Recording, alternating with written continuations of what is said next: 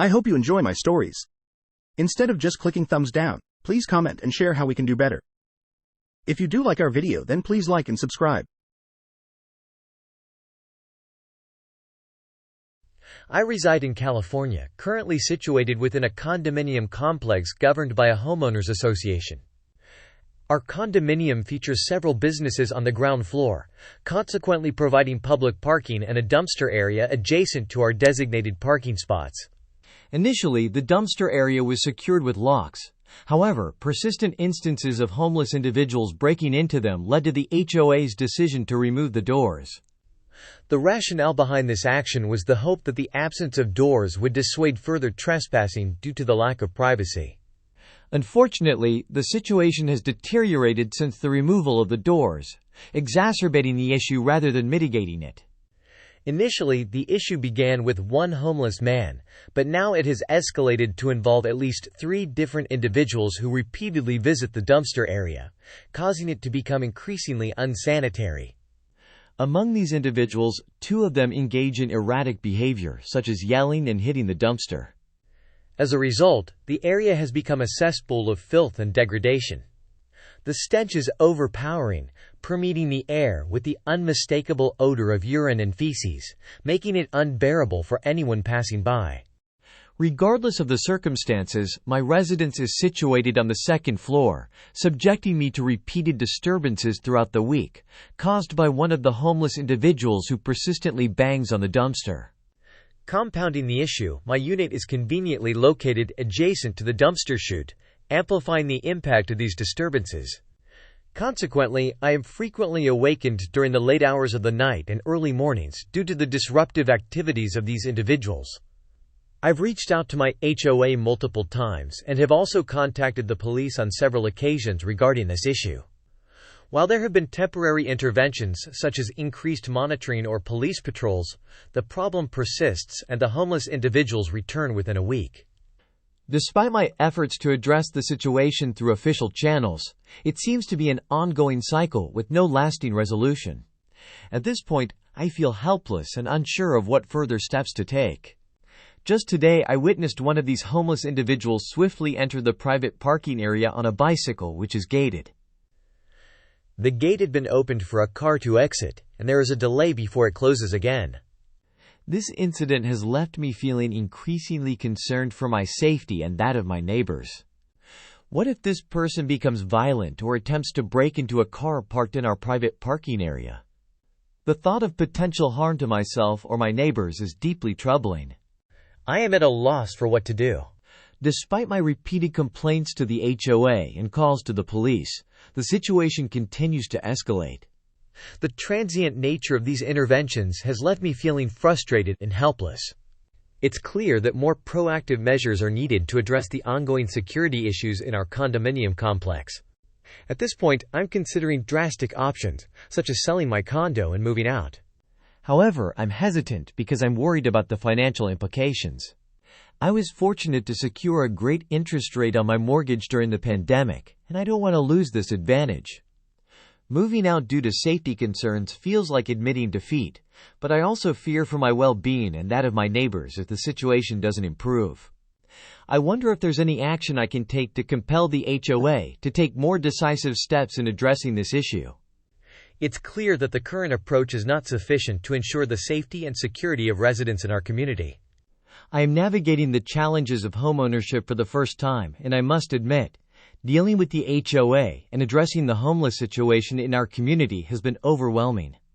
While I empathize with the plight of the homeless individuals, the ongoing disturbances have taken a toll on my mental well-being.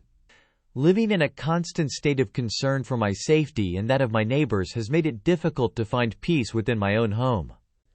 To clarify further, these homeless individuals are constantly trespassing in our community. However, by the time the police arrive in response to my calls, they have already fled the scene. They often linger for hours, leaving and returning multiple times. The incidents typically occur at night, and despite my repeated reports, no one comes to check on the situation during these late hours. This cycle of trespassing and lack of immediate intervention has left me feeling frustrated and increasingly concerned about the safety of our community.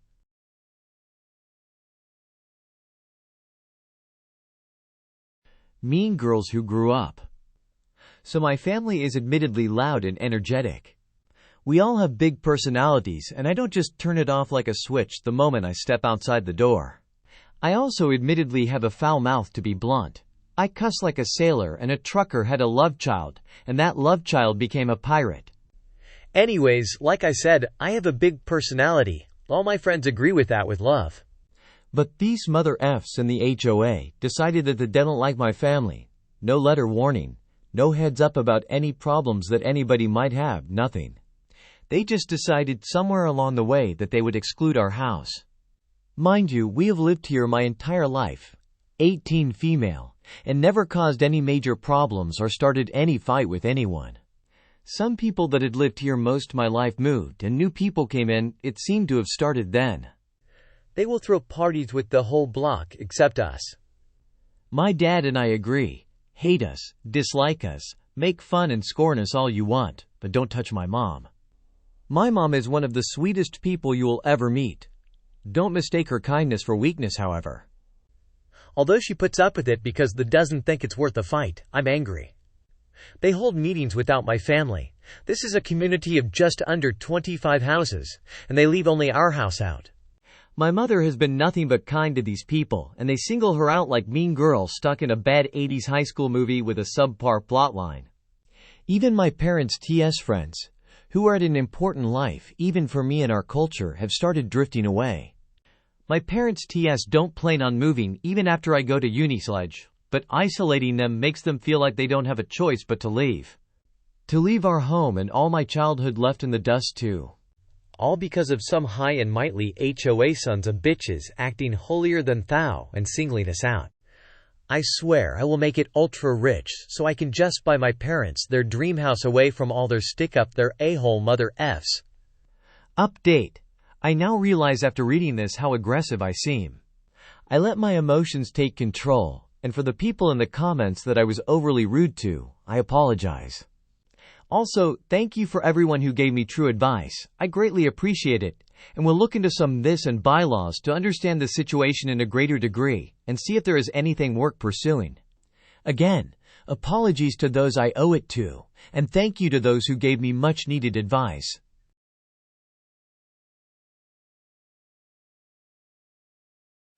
Navigating the ins and outs of our neighborhood's HOA has been nothing short of frustrating. My attempts to reach out to them for a copy of the rules and regulations have been met with radio silence, leaving me feeling like I'm in the dark about what's expected of me as a resident. The lack of transparency is baffling, to say the least. It seems like a basic expectation that residents should have access to the community guidelines, but the HOA's reluctance to provide them adds an unnecessary layer of complexity to living here. The situation with my sister's car being towed was a stark example of the HOA's heavy-handed approach. It's mind-boggling that they would tow her car when she's a resident herself. The fact that she had to shell out nearly $500 to retrieve her own car is outrageous. It's frustrating to see residents penalized in such a punitive manner for what seems like minor infractions. Digging deeper into the issue, I discovered that the HOA contracts a towing company and must authorize all tows. This revelation only adds to the confusion. Why would the HOA choose to authorize tows for residents who are simply trying to park outside their own homes? It raises questions about their priorities and whether they truly have the best interests of the community at heart. The lack of communication and arbitrary enforcement of rules by the HOA is breeding resentment among residents. Instead of fostering a sense of community, their actions seem to create division and frustration. It's disheartening to feel like there's no recourse or avenue for residents to address these issues effectively. Moving forward, it's clear that there needs to be greater transparency and accountability within the HOA to ensure that residents are treated fairly and that the community can thrive without unnecessary conflicts. Despite the frustrations with the HOA, I was determined to make the most of the beautiful day.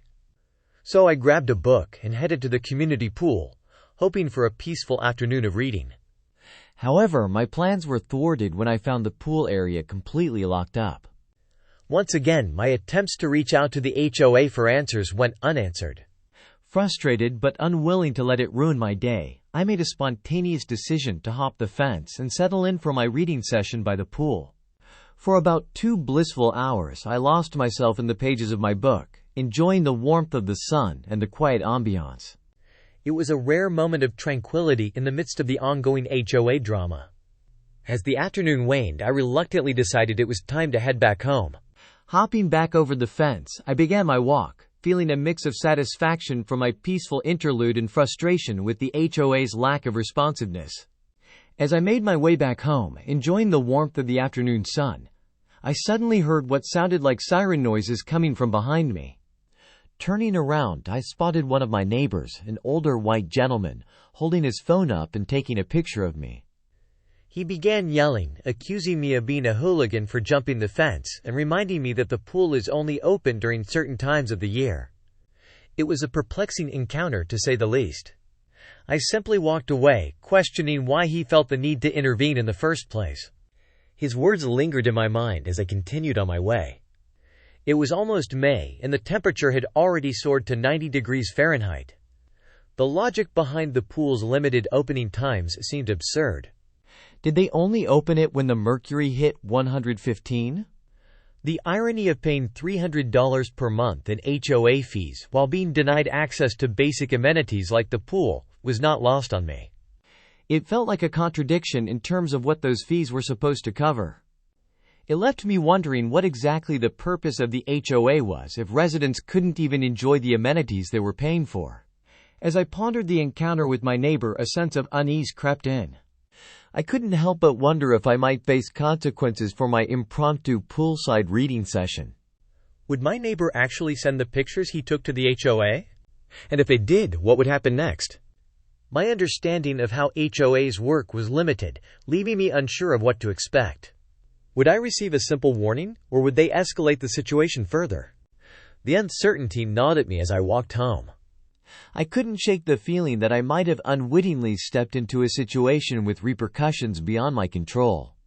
It was a stark reminder of the power wielded by the HOA and the potential consequences of crossing their rules, even inadvertently.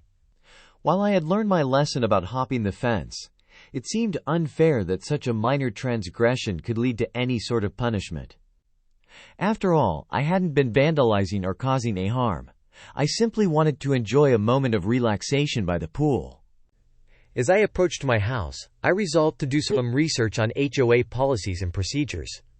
Understanding the rules would not only help me navigate situations like this in the future, but also give me a better grasp of my rights and responsibilities as a resident. Whatever the outcome of this incident, it was a wake-up call to take a more proactive approach in dealing with the complexities of HOA living.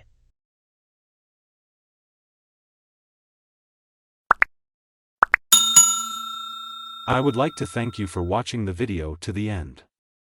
To encourage us to make more videos, please like, subscribe, comment, as well as share. Check out this other video if you haven't already.